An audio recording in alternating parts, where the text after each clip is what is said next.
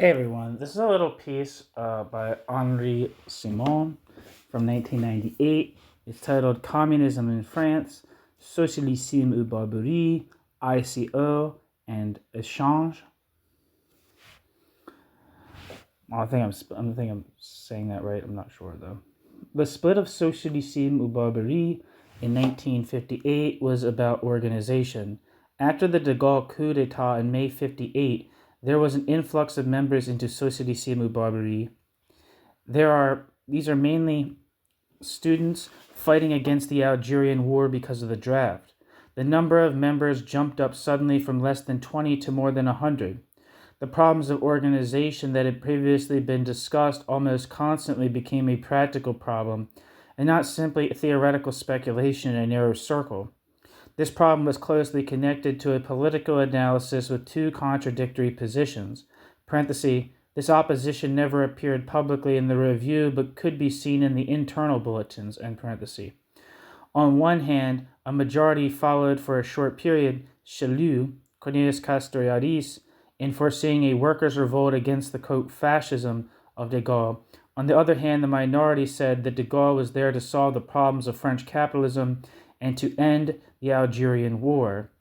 2 months later, Chelou adopted this position, but on the way he managed to push the minority out of the group using the army of new recruits who wanted to, quote, fight to build the new organization in traditional structures, thinking that at last it would be the basis for a new development of the group. We can see that the, quote, wrong analysis manipulating the, quote, mass was then paving the road to the party. The two proposed structures were not compatible. Quote, the majority following Chelou wanted to create cells which would meet from time to time in a general assembly to define the group's policy. One second. The two proposed structures are not compatible. The majority following Chelou wanted to create cells which would meet from time to time in a general assembly to define the group's policy and elect a political board which should have the function to implement the adopted policy. The members would have had to defend the position of the majority in public and to follow it even if they disagreed. Disagreements would have to be contained inside the group as a whole or in the cells. The minority wanted to promote autonomous worker cells where all problems would be discussed, even the general line discussed in general assemblies. Everybody could express his own ideas at any moment and through any means. It should be said that neither the majority nor minority followed what they were looking for on paper. Socialisme ou Barbarie was active up to the end of the Algerian War, 1962, and then started a slow decline. This decline began after the split of Pouvoir Ouvrier, when Chelou openly dropped Marxism, and the group disappeared in 1967 after a totally wrong political statement on the impossibility of a general movement in France. The ILO was formed with the members that had been obliged to leave Socialisme ou Barbarie, many students and intellectuals. In order to follow their ideas, they organized regular workers' meetings with workers who had a militant extra-syndicalist practice in their workplace. Initially, these meetings were called the, quote, Interfactory Committee. Little by little, these meetings became more important than the ILO meetings, and in 1962, the ILO group disappeared and the other committee was transformed to the ICO. The structure of the ICO was a practical structure rather than a political or theoretical structure. In a certain way, it was what the ILO dreamed of building when it split from Socialisme ou Barbarie. Most of the participants of the regular meetings were informal militants of informal factory groups. The ICO paper reported the situation and struggles in each factory according to the regular meeting reports, and there was a kind of consensus around autonomous activity rather than a political statement. Participants were from various origins, anarchist, Marxist, or non-aligned militants, but linked by a strong feeling about class struggle. In other struggles in France and abroad developed with more interest in other struggles in France and abroad developed with more contacts and from time to time in more general discussions, but the group, though slowly growing, stayed small up to 1968.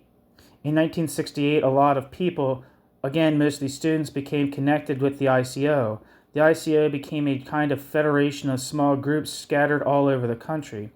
During the 15-day May general strike, everybody was strongly involved in the struggle at his place of work, and everybody then agreed not to act like a group, quote, organizing the workers, but to encourage autonomy wherever he was. After 1968, the character of the ICO had completely changed. The group had become more of a political organization with perhaps several hundred loose participants. The workers were a minority and voted with their feet as the discussions were moving very far from their struggles. Several tendencies were fighting to lead the ICO towards a specific orientation, and after 4 years it burst into several pieces. One of these pieces was Echange, which is spelled Echanges. I'm assuming that's how you say it, Echange. That's how I'm assuming you say it. You know what? I have time. Look it up.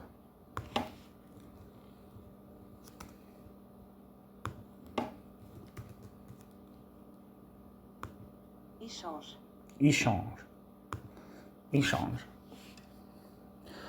One of these pieces was Echange. It was again different of what we had seen previously. Echange was built to try and maintain the close international links created during the previous period in several European countries, mainly through international meetings, This is the reason why, from the start, Echange had an edition in English and was based more on England rather than France, and more on individuals in each country connected with an informal circle of supporters.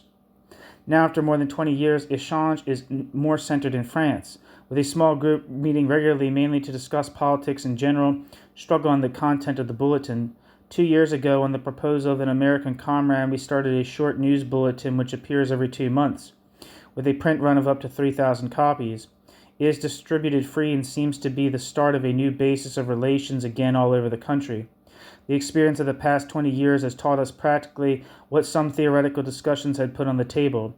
There is presently no room for the kind of traditional organization for which many people are still looking. For the time going, quote, organization is more a kind of network in which everybody or some effective groups defines at any moment their participation in a struggle or in a publishing activity and the connection between others doing the same thing. We don't think or don't know if it will be a permanent thing and if someone else will appear, and if something else will appear. We think that in this important question we have to follow, knowing exactly what we don't want as workers, but not to proceed, to learn and to tell what we have understood and not to teach.